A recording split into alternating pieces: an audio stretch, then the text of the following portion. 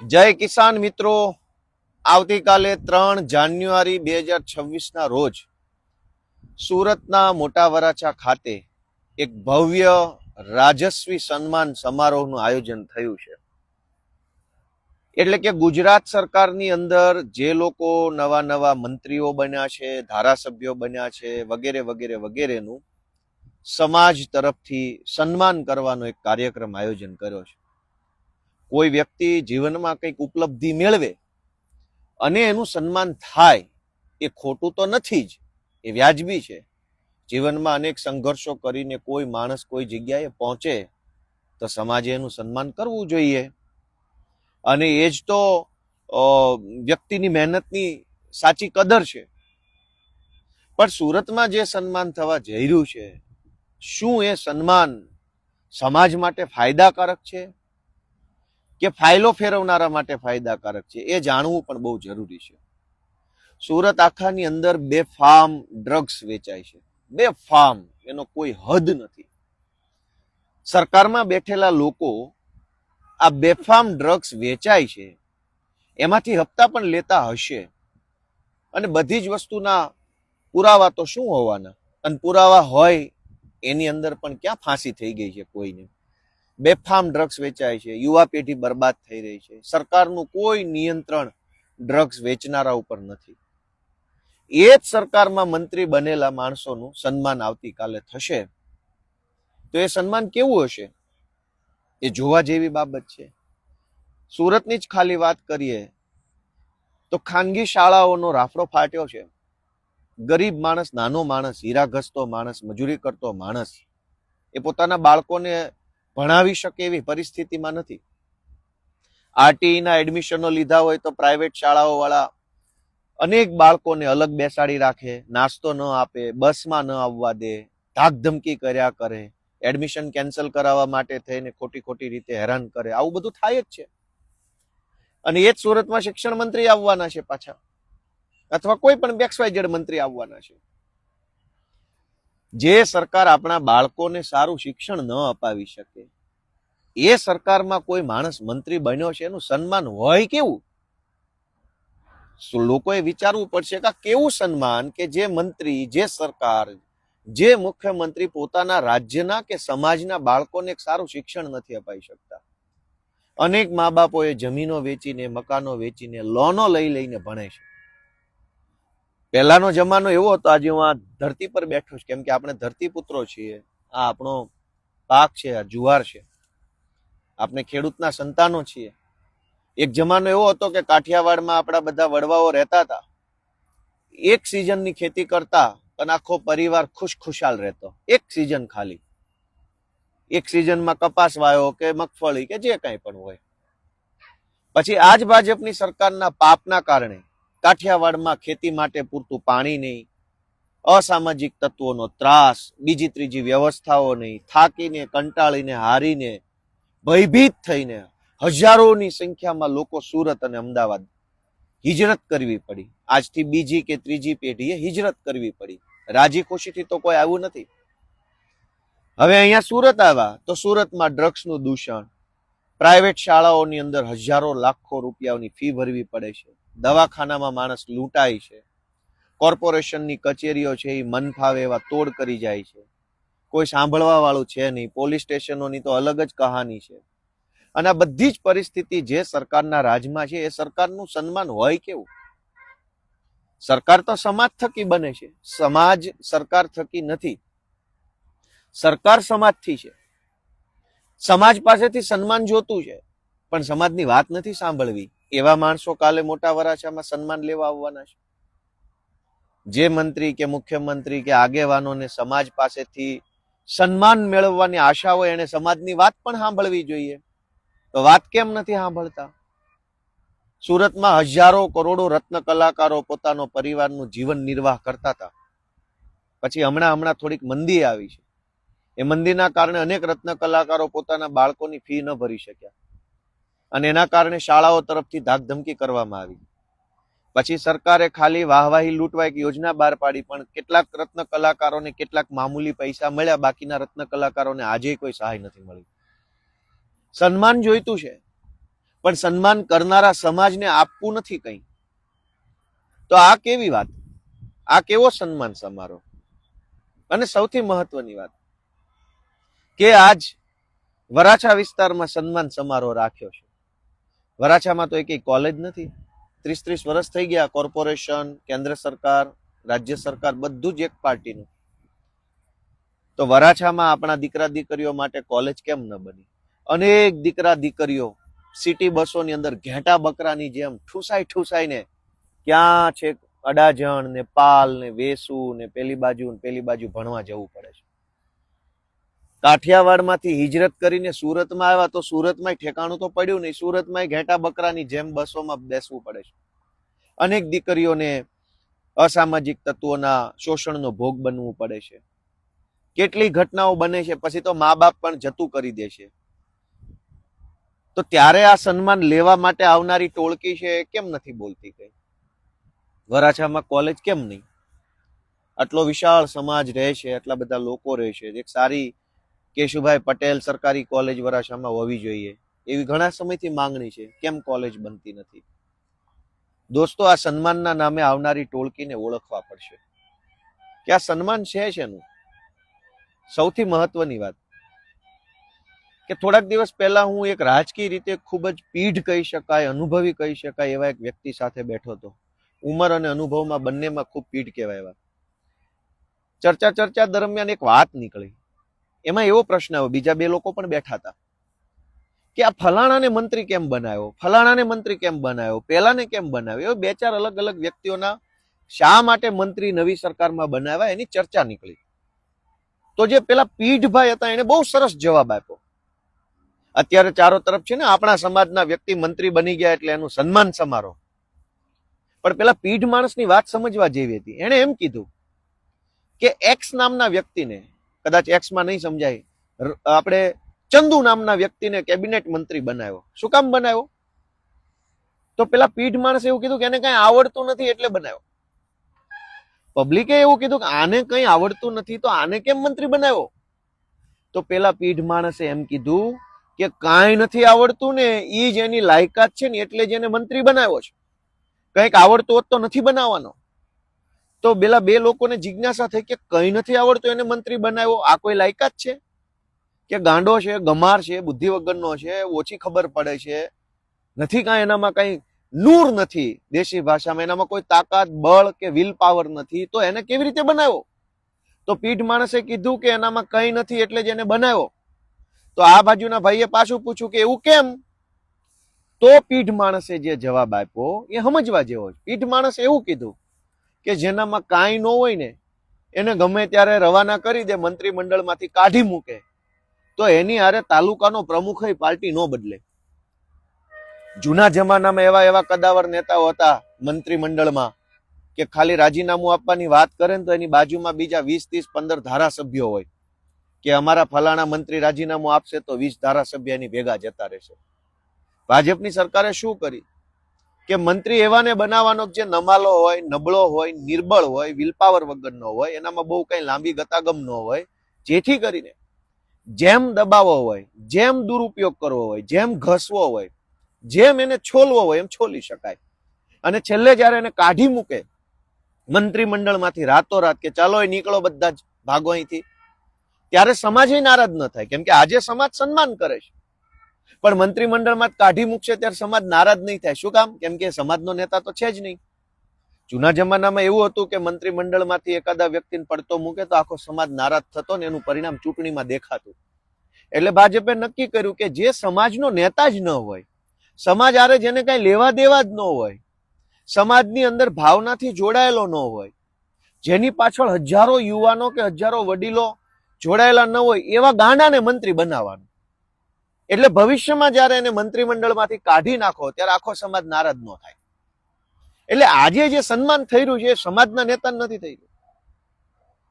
એ તો ભાજપની પોલિસી છે. પેલા પીઢ માણસે શું કીધું કે જેની પાછળ સમાજનું પીઠબળ ન હોય એને જ મંત્રી બનાવવાનું.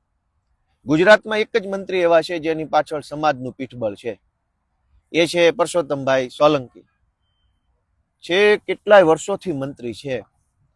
અને કોઈની હિંમત નથી એને કાઢવાની. શું કામ? કેમ કે એની પાછળ સમાજનું પીઠબળ છે. તો સમાજના પીઠબળ વાળો નેતા કેવો હોય એનો દાખલો આ રહ્યો. બાકી બધા શું છે? આયારામ ગયારામ. હવે એનું શું સન્માન અને કેવું સન્માન? જેનું પોતાનું કોઈ આત્મસન્માન નથી એનું સમાજ શું સન્માન કરવાનું?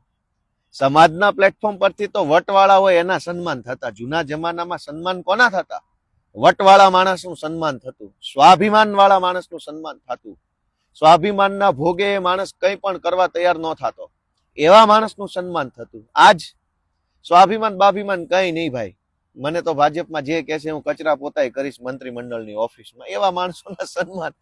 એટલે સન્માન થાય એ ખોટું નથી, પણ સમાજનું વાસ્તવિક પીઠબળ જેની પાછળ ન હોય એવા માણસો મંત્રી બની જાય કે ધારાસભ્યો બની જાય કે કંઈ પણ બની જાય. હું તો એમ કહું અમેરિકન રાષ્ટ્રપતિ બની જાય. તેમાં હરખાવા જેવું શું છે? નહીતર સમાજમાં આટલા બધા પ્રશ્નો છે.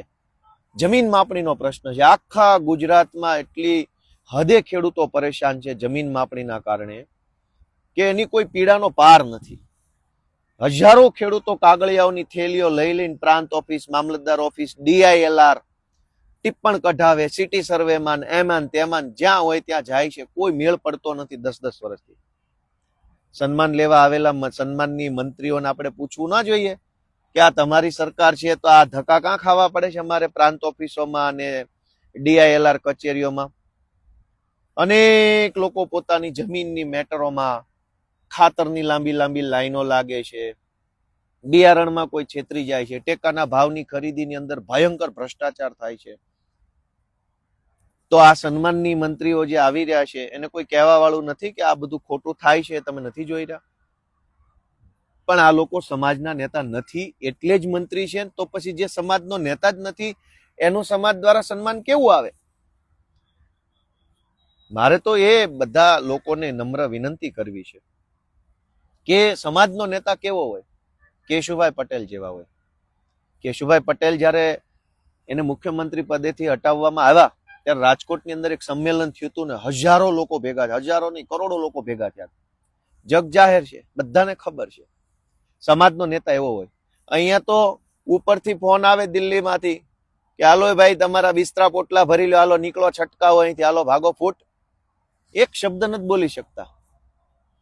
એક શબ્દ નથી બોલી શકતા કે બાપા મારો વાંક શું છે, મને શું કામ કાઢી નાખો છો? તો સરકાર પોતે એટલે કે ભાજપ પાર્ટી પોતે જેને નબળો માને છે, પોતે જેને નમાલો માને છે, પોતે જેને બિનકાર્યક્ષમ માને છે એને જ તો મંત્રી બનાવે છે. હવે એવા મંત્રીનું સન્માન કેવું હોય? કોઈ ભાજપના કાર્યકર્તાને પૂછીએ તો એ કહે છે કે શું ફલાણા ભાઈને કેપેબલ છે એટલે મંત્રી બનાવ્યો છે કે કેપેબલ નથી એટલે બનાવ્યો છે? ખાલી આટલો જ પ્રશ્ન પૂછવાનો કે આ મંત્રીમંડળમાં મંત્રી બનાવ્યા છે એ બહુ અનુભવી છે, પીઢ છે, સ્ટ્રોંગ છે, તાકાતવાળા છે, બુદ્ધિશાળી છે, નોલેજ વાળા છે, ડબલ PhD કરેલું છે એટલે બનાવ્યા છે કે આ ગાંડા છે એટલે બનાવ્યા છે? એક બે અપવાદરૂપ સારા હોશિયાર હોઈ શકે, એવું કઈ 100% ખરાબ એવું માનતા નથી આપણે, પણ મોટા ભાગના ને ભાજપે એની શું લાયકાત જોઈને મંત્રી બનાવ્યા છે કે સમાજ એનું સન્માન કરે? એનામાં કોઈ લાયકાત નથી, એ જ એની મેન લાયકાત છે. એ ઓલા પીઢ માણસે કીધું કે કાલ આ માણસ જૂથબંધી કરવા ઈચ્છે ને તો પાર્ટીમાં તાલુકાનો પ્રમુખ કે વોર્ડનો પ્રમુખ આની પાછળ ઉભો ના રહેવો જોઈએ. ઈ લેવલના સાધારણ માણસોને મંત્રી બનાવવાનું. નહીતર મંત્રી નારાજ થાય તો મંત્રી કમસે કમ જે જિલ્લાનો હોય આખા જિલ્લાનું સંગઠન બેસી જવું જોઈએ કે અમારા જિલ્લાના ફલાણા મંત્રીને હટાવી શેના દીધા તમે? પણ હમણાં જ નવું જૂનું મંત્રીમંડળ કાઢ્યું, એક પેજ પ્રમુખ નારાજ ન થયો મંત્રીના પોતાના જિલ્લામાંથી કે ગામમાંથી તાલુકામાંથી. તો એવા માણસને બનાવવામાં આવે છે જેની કોઈ ક્ષમતા, કોઈ લાયકાત, કોઈ વિઝન, કોઈ આવડત જ ન હોય. હવે જેનું કઈ છે નહીં એનું સન્માન કેવી રીતનું હોય? એનું શું સન્માન? અને એ સન્માનથી સમાજને કેવો ફાયદો થાય આપણે જાણવું પડે. આવું સન્માન સમારોહ યોજનારા લોકોની ફાઇલો કદાચ જાજી પાસ થઈ જાય, આવું બને. સમાજ તો સમાજના છોકરાને ભણાવવા માટે લોન લેવી હોય EWS માંથી, પેલું MYSY યોજનાની, તો ફાઇલો ફાઇલો ફાઇલો ફાઇલો, એટલી બધી ફાઇલો કે એની વાત જવા દો. પણ આ સન્માન કરનારા લોકોની ફાઇલો ફટાફટ પાસ થઈ જાય. તમારા છોકરાને MBBS કે એન્જિનિયરિંગ કરાવવું હોય અને લોન લેવી હોય જમીન ઉપર, તો ફાઇલ પાસ થવામાં વાર લાગે. આ દાખલો નથી, ઓલો દાખલો નથી, પેલો નથી. પણ આ સન્માન સમારોહ સમાજના ખભે રાખીને જે કરવામાં આવે છે, એ સન્માન કરનારા લોકોની જે કઈ ફાઇલો ટીપીમાં અટવાઈ હશે, 40% જમીન કપાતમાં, ખૂણાના પ્લોટમાં, રોડ કાંઠાના પ્લોટમાં, એ બધી ફાઇલો ક્લિયર થઈ જશે. સમાજ તો શું, સમાજ કરીને જોયા કરશે બચારો. સમાજ તો લાચાર છે, મજબૂર છે. આવતીકાલે જે સમારોહ થવાનો છે, એમાં અમારી તો નાના માણસ તરીકે સમાજના લોકોને એક જ વિનંતી છે કે જાઓ તો ભલે જાઓ, કઈ વાંધો નહીં. પણ જ્યારે આવા લોકો સમાજના પ્લેટફોર્મ પર આવતા હોય ત્યારે 4 સવાલ તો કોઈ પણ પૂછવા જોઈએ. અને સવાલ ના પૂછીએ તો કમસે કમ એ કાર્યક્રમમાં આપણી હાજરીની ખોટી નોંધ લેવાય એવું ન થવું જોઈએ. આજ લોકો ખૂબ દુઃખી છે. રત્ન કલાકારો, ટેક્સટાઇલની અંદર હજારો કરોડો રૂપિયાની વર્ષે ચોરી થઈ જાય છે. કોક માલ લઈને ભાગી જાય, કોક પેમેન્ટ લઈને ભાગી જાય, કોક ખોટા ચેક પકડાવી જાય. પોલીસ સ્ટેશનોમાં, ત્યાં ચોક બજાર કે બીજા ત્રીજા પોલીસ સ્ટેશનોમાં જઈએ તો અરજી લેવાના પૈસા માંગે છે. હજારો લોકો, કરોડો લોકો આપણા કાઠિયાવાડના એના પૈસા ટેક્સટાઇલમાં ફસાયા છે. કોઈ સાંભળવા વાળું નથી. શેનું સન્માન અને શું સન્માન? એમાં એક મુદ્દાની ચર્ચા કરવા બેસીશું તો કોઈ પાર આવે એમ નથી. પણ દોસ્તો, આ સન્માન સમારોહના નામે સમાજને હાથો બનાવવાનું કામ થઈ રહ્યું છે. એ લોકો જાગૃત થઈને જુએ એવી મારી વિનંતી છે. કોઈ માણસ સંઘર્ષ કરીને ઉપર આવે તો એનું સન્માન થવું જોઈએ. એમાં ખોટું કઈ છે નહીં. પણ સન્માન કયા માણસનું અને એની કઈ આવડતનું થવું જોઈએ, એ મોટો પ્રશ્ન છે. ગોપાલ ઇટાલિયા ધારાસભ્ય બની જાય એટલા માત્રથી એનું સન્માન થવું જોઈએ એવું નથી. એની અંદર કોઈ આવડત છે, એનામાં કોઈ તલમાં તેલ છે, દીવામાં તેલ છે, આપણે એવું ભાભલા કહેતા, કોઈ એનામાં કઈ છે કઈ? નહીતર મંત્રી બની ગયા અને સામાન્ય માણસની પીડા દેખાય નહીં તો એનું સન્માનનો અર્થ શું રહ્યો? એટલે આવા ભવ્ય સન્માન સમારોહની ભવ્યતા પાછળ ગરીબોની હાય છુપાવવાનું કામ થાય. લખ્યું ને ભવ્ય સન્માન સમારોહ. ભવ્ય શું કામ રાખવામાં આવ્યો છે? કે ભવ્યતાથી તમને આંજી દેવાના છે. સામાન્ય માણસ, નાનો માણસ, ગરીબ માણસ, લાચાર માણસ, દુઃખી માણસ, પીડિત માણસ, એની પીડાને, દુઃખને, લાચારીને ભવ્યતાથી આંજી દેવાનો. કે અરે ગાંડા, તું શું રોદણા રોવે છો? આ જો, આ ભવ્યતા જો, કેવા મોટા મોટા સાહેબો, મંત્રીઓ, તંત્રીઓ, અધિકારીઓ, કેવડું મોટું સ્ટેજ, માઇકની વ્યવસ્થા, LED જમવાનું. જો તું આ ભવ્યતા, રોદણા શેનો રોવે છે? તારા છોકરાની ફી ભરવાના પૈસા નથી, એ છોડ. આ ભવ્યતા જો ભાઈ. ડ્રગ્સના રવાડે છોકરા ચડ્યા, છોડ ભાઈ. આ ભવ્ય સમારોહ જો, તું ભવ્યતા જો ભાઈ. આની ભવ્યતા કેટલી મોટી છે. હીરા ઘસે છો, પૈસા નથી ખાવા પીવાના, ભાડા ભરવાના, લાઇટ ભરવાના, એ બધું છોડ ભાઈ. તું ભવ્ય સન્માન સમારોહ, ભવ્યતા જો આની. સામાન્ય માણસના દરેક પ્રશ્નોને ભવ્યતાથી આંજી દેવાની આખી આ ઘટના છે. અને અંગ્રેજોએ આ ધંધો કર્યો. અંગ્રેજો જયારે ભારતમાં આવ્યા ત્યારે ભારતના દેશના લોકો પાસે તો લુગડાઈ નહોતા, અડધા પાસે પહેરવાના, ખાવાનું અનાજ નહોતું, દવાખાના નહોતા, શાળા નહોતી, રોડ નહોતા, વાહનો નહોતા, લાચારીમાં માણસ જીવતો. એ જમાનામાં અંગ્રેજોએ શું કર્યું? મોટી મોટી બિલ્ડિંગો બનાવી, મોટા મોટા રેલવે સ્ટેશનો ચાલુ કર્યા પોતાના માટે, અને આમ ભવ્ય ભવ્ય બધું બનાવ્યું. શું કામ? કે ભારતના ગરીબો અંગ્રેજો ભવ્યતાથી આંજી દેવા માંગતા હતા કે તમારી ગરીબી લાચારીની ચર્ચા ન કરતા અમારી ભવ્યતા જુઓ, આમ હોવું જોઈએ બધું. મુઘલો આવ્યા. મુઘલોએ શું કર્યું? અંગ્રેજોની પહેલા મુઘલ આવ્યા. મુઘલો ભારત ઉપર એટેક કર્યો, હુમલો કર્યો. પછી શું કર્યું? કોઈ મુઘલોએ તાજમહેલ બનાવ્યો, કોઈએ કુતુબ મિનાર બનાવ્યો, કોઈએ આ બનાવ્યું, કોઈએ તે બનાવ્યું. જે ભારત દેશના ગરીબો પાસે ખાવાના પૈસા નહોતા, એ ભારત દેશની અંદર મુઘલોએ આવીને શું કર્યું? ભવ્ય ભવ્ય ભવ્ય ભવ્ય, બધું જ ભવ્ય. અરે મારા વાલા, ખાવા માટે ચોખા નથી, ઘઉં નથી, તું ભવ્યતાની ક્યાં કરે છે? પણ મુઘલો અને અંગ્રેજોનો વારસો લઈને જે ભાજપ વાળા નીકળ્યા છે, એ આજે પાછા ભવ્યતા તરફ આગળ વધી રહ્યા છે. બધું ભવ્ય હોવું જોઈએ. માણસ ભલે ભૂખે મરી જાય, પણ એની આંખ સામે ભવ્યતા હોવી જોઈએ. ઓહો, શું રોશની, શું લાઈટો, શું બધું ચમકે છે, શું મોટા મોટા નેતાઓ, શું તામઝામ, શું ઢોલ નગારા, શું સાઉન્ડ, શું બધું જ. સુરતના સૌ બધા મારા વડીલોને એટલી જ વિનંતી છે કે ભવ્ય સન્માન સમારોહ થઈ રહ્યો છે, પણ તમારા જીવનની સમસ્યાનું શું એટલું જરાક વિચારજો. બધાને મારા જય કિસાન. Thank you.